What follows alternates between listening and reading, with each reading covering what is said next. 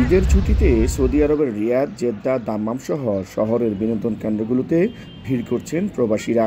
বন্ধু বান্ধব নিয়ে ঘুরে দেখছেন পর্যটন এলাকাগুলো। অনেকেই মেতে উঠেছেন ফুটবল, ভলিবল ও ক্রিকেট খেলায়। কেউ সময় কাটাচ্ছেন আড্ডায়।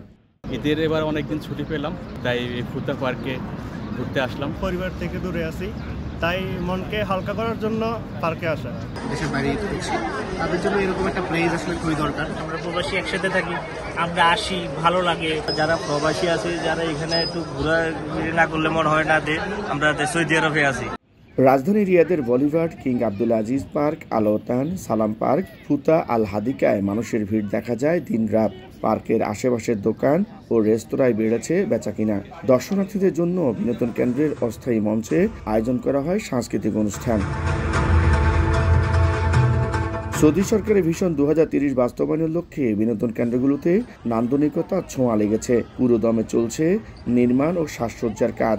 পর্যটকদের আকৃষ্ট করার পাশাপাশি রয়েছে নিরাপত্তা ব্যবস্থা। গভীর রাতেও নির্বিঘ্নে ঘুরে ফিরে দেখছেন সবাই। মোহাম্মদ জাহাঙ্গীর আলম হৃদয়, এখন সৌদি আরব। কাপড় না, ওকে দিন এসএমসির জয়া স্যানিটারি ন্যাপকিন। কাপড় ফেলে জয়া আনুন, মেয়েকে এগিয়ে রাখুন। জয়া স্যানিটারি ন্যাপকিন, পিছিয়ে থাকবেন।